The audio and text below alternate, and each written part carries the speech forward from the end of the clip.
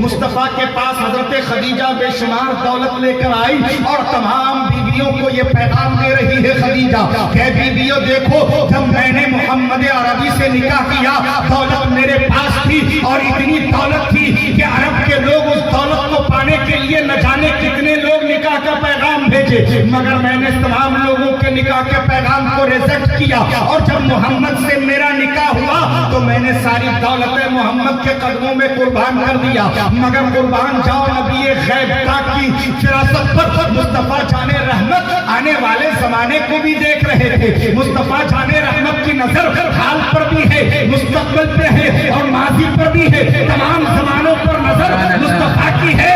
مصطفیٰ یہ دیکھ رہے تھے اگر اس مال کو میں بچا لوں تو آنے والے زمانے میں کچھ فتین ایسے بھی ہوں گے جو یہ کہنے سے دریغ نہیں کریں گے کہ محمد نے مال کی لالچ میں نکاح کیا تھا۔ نبی نے وہ ساری دولت جو خدیجہ لے کر آئی تھی ایک دن نہ گزرا عرب کی زمین پر غریبوں، فقیروں، یتیموں، مسکینوں میں بانٹ دیا۔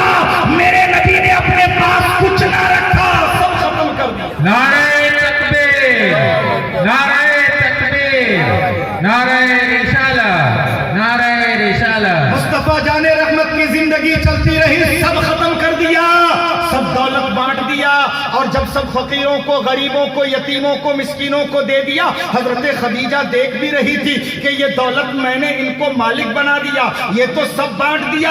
آج اگر ہم میں سے کوئی ہوتا تو فوراً عورت کھڑی ہو جاتی اور کہتی کیا کر رہے ہو، یہ دولت میں اپنے میکے سے لائی ہوں، تم بانٹنے والے کون ہو؟ مالک بنا دیا تو تم بہت بڑے ہو گئے اور تم نے بانٹنا شروع کر دی۔ مالک بنا دیا تو اس کا مطلب یہ نہیں کہ تم سب لٹا دو، لیکن قسم خدا کی تاریخ گواہ ہے حضرت خدیجہ کی زبان پر ایک لفظ نہ آئے، فرماتی ہے خدیجہ آپ مالک ہیں، جو چاہے کریں، جس کو چاہے دے دیں۔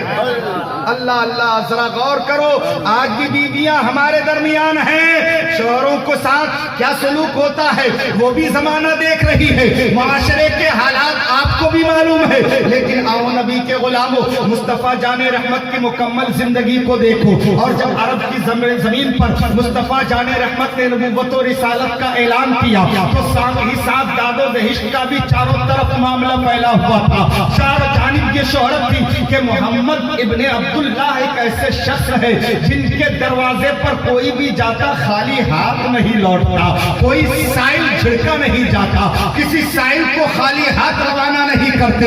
اللہ اکبر، دور ایک قبیلے میں ایک خاتون تھی جو بیوہ تھی، ان کا ایک بچہ تھا،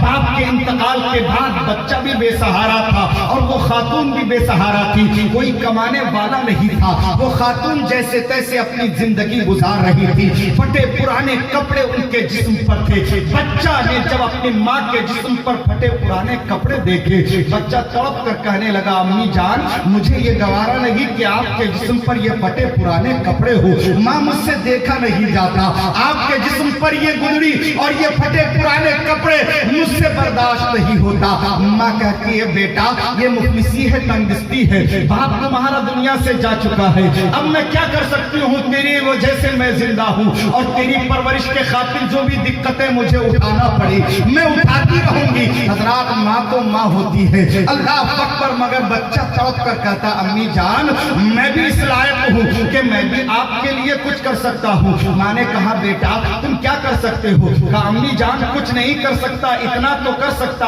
آپ کے لیے کہیں سے کپڑا لے کر آؤں۔ ماں نے کہا بیٹا کہاں سے لے کر آؤ گے؟ کہا امی جان اجازت دے تو میں اپنے چچا کے پاس جاؤں، چچا بہت مالدار ہے، ان سے کہوں گا کہ میرے ماں کے جسم پر پھٹے پرانے کپڑے ہیں، کوئی کپڑا ہی دے دو جس سے میں ماں کا جسم ڈھک سکوں۔ ماں کہتی ہے بیٹا میں تمہارے چچا کو اچھی طرح جانتی ہوں، وہ اتنا دل والا نہیں کہ تجھے وہ کچھ دے دے، مجھے میں اچھی طرح جانتی ہوں کہ وہ تیری مدد ہرگز نہیں کرے گا۔ اللہ اکبر، لیکن بچہ پرعزم لہجے میں کہتا ہے امی جان جانے میں کیا جاتا ہے، میں جاؤں گا چچا کے پاس، آخر وہ میرے باپ کے بھائی تو ہیں، آخر وہ میرے چچا تو ہیں، ہو سکتا ہے میرے حالات پر ان کو رحم آ جائے۔ ماں کہتی ہے بیٹا مت جاؤ، میں اچھی طرح جانتی ہوں، مگر بچہ نہ مانا۔ چچا چچا کے دروازے کے طرف بھاگا بھاگا گیا اور جب چچا کی دہلیز پر پہنچا چچا سے اپنے گھر کا ذکر کیا. کہنے لگا چچا جان میری ماں مفلسی کی زندگی گزار رہی ہے, باپ کا سایہ میرے سر سے اٹھ چکا ہے, میری ماں کے جسم پر جو کپڑے ہیں وہ بھی پھٹ گئے ہیں. چچا جان میں اس لیے آیا ہوں کوئی کپڑا دے دو جس سے میں ماں کا جسم ڈھک سکوں. مگر چچا اس قدر شفاف تھا. چچا نے کہا جا تیرے لیے اس دروازے پر کچھ نہیں ہے, جا میں تیری مدد نہیں کر سکتا. بچے کو دھتکار کر اپنے دروازے سے نکال دیا. بچے کے آنکھوں میں آنسو ہے, روتا ہوا بچہ اپنے گھر کی طرف لوٹ رہا تھا. ایک بزرگ ملا, کہنے لگا بچہ کیوں رو رہا ہے؟ بچے نے اپنے مفلسی کی کہانی سنائی, اپنی غربت بتائی اور اپنی یتیمی کا معاملہ پیش کیا. اس بزرگ نے کہا ادھر ادھر جانے کی کیا ضرورت ہے, جا یہاں سے دور تھوڑا سفر کر لے. عرب کی سرزمین پر مکہ میں ایک شخص ہے جن کا نام محمد ابن عبداللہ ہے. ان کے بارے میں نے سنا ہے ان کے در پر جو بھی جاتا ہے خالی ہاتھ نہیں لوٹتا. رو مت, چلے جاؤ ان سے جا کر سوال کرو, مجھے امید ہے تمہارا سوال ضرور پورا ہوگا. بچہ روتا ہوا ماں کے پاس پہنچا. بچے کے آنکھوں میں آنسو دیکھ کر ماں تڑپ گئی. اپنے بچے کو سینے سے لپٹ کر اپنے بچے کو سینے سے لگا کر کہتی بیٹا میں نے کہا تھا نا چچا تیری مدد نہیں کرے گا, میں جانتی ہوں تیرے چچا کو. اللہ اکبر. بچہ پھر پرعزم لہجے میں کہتا امی جان چچا نے مدد نہ کیا تو کیا ہوا, یہ مفلسی کے آنسو میرے آنکھوں میں ہے. امی جان بس آپ سے اجازت لینے کے لیے آیا ہوں, میں نے ٹھان لیا ہے جب تک آپ کے جسم پہ اچھا کپڑا نہ دیکھ لوں مجھے چین نہیں آئے گا. اور سعادت مند بچے کبھی ماں باپ کی تکلیف نہیں دیکھتے, اور جو سعادت مند بچے جو وفادار بچے ہوتے ہیں یقیناً اپنے ماں باپ کی تکلیف کو گوارا نہ کرتے ہیں, ماں باپ کی تکلیف دور کرنے کی کوشش کرتے ہیں. بچہ چھوٹا تھا لیکن اس کا حوصلہ بلند تھا. ماں سے کہنے لگا امی جان مجھے بس سفر کی اجازت دو, تھوڑی دور پہ مکہ ہے میں وہاں جاؤں گا. وہاں ایک شخص ہے وہ ان کے بارے میں نے سنا ہے کہ ان کے دروازے پر جو بھی جاتا ہے خالی ہاتھ نہیں لوٹتا, کوئی بھی سائل وہاں سے خالی ہاتھ نہیں جاتا. میں نے کہا اس کی بات کر رہا ہے تو؟ کہا امی جان اس کا نام محمد ہے. اللہ اللہ اتنا سننا تھا. ماں چہٹ کر بولی خبردار تو وہاں نہیں جائے گا, میں نے سنا ہے تو جن کی بات کر رہا ہے محمد جن کا نام ہے انہوں نے نبوت کا اعلان کیا ہے, کسی ایک خدا کی بات کر رہا ہے, وہ اپنے آپ کو پیغمبر کہہ رہا ہے. اور میں نے سنا ہے ان کی زبان اتنی میٹھی ہے کہ جو ان کی سن لیتا ہے ان کا ہو کر رہ جاتا ہے. خبردار تو میری اکلوتی اولاد ہے, میں تجھے دیکھ دیکھ کر زندگی گزار رہی ہوں, اگر تو وہاں گیا اور اسی کا ہو گیا تو میری زندگی کا کیا ہوگا؟ میں تجھے ہرگز اپنے سے الگ ہونے نہیں دوں گی. بچہ کہتا امی جان میں آپ کا ہوں آپ ہی کا رہوں گا. امی جان میں ہرگز ان کے پاس جا کر ان کا نہیں ہو جاؤں گا. امی جان جو ان کی باتیں سنتا ہے ان کا ہو جاتا ہے, مگر امی جان میں وعدہ کرتا ہوں ان کی میں ایک بات بھی نہیں سنوں گا, ان کی کوئی بات نہ سنوں گا. میں تو سائل بن کر جاؤں گا اور سوال کر کے ان سے جو کچھ ملے گا آپ کے پاس لے کر آؤں گا. امی جان میرا وعدہ ہے آپ مجھے اجازت دو. جب بچہ نہ مانا, ماں نہ چاہتے ہوئے بھی اپنے بچے کو اجازت دیتی ہے اور ماں کہتی ہے بیٹا سن خبردار تم اپنے آبا و اجداد کے دین کے ساتھ بے وفائی مت کرنا. جس دین پر تیرے آبا و اجداد تھے اسی دین پر تجھے قائم رہنا ہے, تم ان کی باتوں میں مت آ جانا. اللہ اکبر. بچہ کہتا امی جان میں وعدہ کرتا ہوں میں جیسے جاؤں گا ویسے ہی آؤں گا, ان کی ایک بات بھی نہیں سنوں گا. ماں نے نہ چاہتے ہوئے اجازت دی. بچہ سفر کرتا ہوا مکے کی سرحد تک پہنچا. وہاں جا کر پوچھتا ہے محمد کدھر ملیں گے؟ بتانے والے نے بتایا وہ دیکھو خانہ کعبہ میں حدود حرم کے اندر بیٹھے ہوئے ہیں, جاؤ ان سے مل لو. اللہ اکبر. بچہ قدم بڑھاتا ہوا آگے پہنچا. صحابہ کی جھرمٹ میں میرے آقا بیٹھے ہوئے تھے. بچے کی نظر پڑی ان تمام لوگوں میں ایک صورت نظر آ رہی تھی جو چمکدار تھی. وہ ایسی صورت تھی جو دیکھنے والے کو اپنے طرف کھینچ لیا کرتی تھی. بچہ تیز تیز قدم بڑھاتا ہوا قریب پہنچا اور قریب پہنچ کر سوال کرتا ہے آپ محمد ابن عبداللہ ہو؟ اللہ اکبر. میرے آقا نے نظر اٹھا کر دیکھا, مسکرا کر میرے آقا نے جواب دیا ہاں بیٹے میرا ہی نام محمد ابن عبداللہ ہے. بچہ کہتا ہے میں آپ کی کوئی بات سننے نہیں آیا ہوں, آپ مجھ سے وعدہ کیجئے کہ آپ اپنے بارے میں اپنے دین کے بارے میں مجھ سے کچھ نہیں کہیں گے۔ میرے آقا نے فرمایا بالکل میں وعدہ کرتا ہوں، نہ میں اپنے بارے میں تجھے کچھ کہوں گا، نہ اپنے دین کے بارے میں تجھ سے کچھ کہوں گا۔ تو کہاں سے آیا ہے، کیسے آیا ہے، کیوں آیا ہے، اب تو بتا۔ اللہ اکبر۔ بچے نے کہا میں دور فلاں قبیلے کا رہنے والا ہوں، میں یتیم ہوں، میرے باپ کا سایہ میرے سر سے اٹھ چکا ہے، میری ماں بیوہ ہے، بے بگی کی زندگی گزار رہی ہے، میری ماں مفلسی و تندرستی کی زندگی گزار رہی ہے، ان کے جسم پر جو کپڑے ہیں وہ پھٹے ہوئے ہیں، مجھ سے رہا نہ گیا۔ آپ کے تعلق سے سنا تھا کہ آپ بڑے دیالو ہیں، آپ کے تعلق سے سنا تھا کہ آپ بڑے سخی ہیں، آپ کے تعلق سے سنا تھا کہ آپ کے در پہ جو آ جاتا ہے وہ کبھی خالی ہاتھ نہیں لوٹتا۔ بچے سے کہنے لگے میرے آقا بتا تو کیا چاہتا ہے؟ جب بے بگی کی زندگی اس بچے کی زبان سے میرے آقا سن رہے تھے، میرے آقا کے آنکھوں میں آنسو آ گئے، میرے آقا رونے لگے۔ پوچھ بیٹھے بیٹے بتا کیا بات ہے؟ اس بچے نے کہا کوئی کپڑا دے دو جس سے میں اپنے ماں کا جسم ڈھک سکوں، جس سے جو میں اپنے ماں کو اڑا سکوں۔ میرے آقا روتے ہوئے اپنے جسم انہر سے اپنی چادر مبارک اتار کر اس بچے کے حوالے کیا اور کہا جا یہ چادر لے کے جا اپنی ماں کو اڑا دینا۔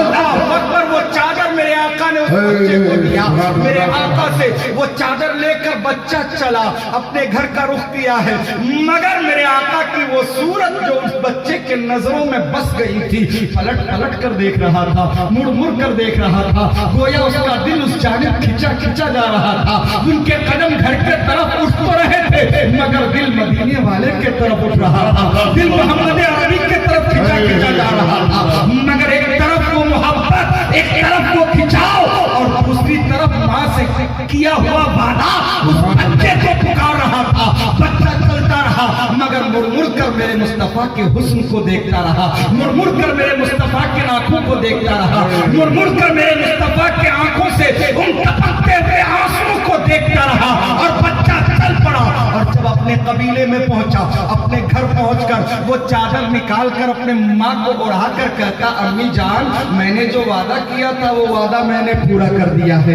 امی جان میں نے ان کی ایک نہ سنی، اور امی جان انہوں نے مجھے اپنے بارے میں کچھ نہیں بتایا، امی جان نہ اپنے دین کے بارے میں کچھ بتایا، اور جب میں نے کہا تو مسکرا کر پہلے انہوں نے مجھ سے بات کی، اور جب میں نے اپنی غربت بیان کی، جب میں نے اپنی یتیمی کا قصہ چھیڑا، جب میں نے اپنی غربت و مفلسی کو ان کے سامنے بیان کیا، امی جان ان کے آنکھوں میں آنسو تھے۔ اللہ اللہ۔ اب ماں جب یہ کہانی سنتی ہے ماں پکار اٹھتی ہے بیٹے اب تک تو میں تجھے منع کر رہی تھی مگر اب میں کہہ رہی ہوں تو بھی اسی محمد کا کلمہ پڑھ لے اور میں بھی کلمہ پڑھ کے مسلمان ہو رہی ہوں۔ اللہ اکبر۔ مسلمان سبحان اللہ سبحان اللہ۔ یہ میرے نبی کا تبلیغ تھا۔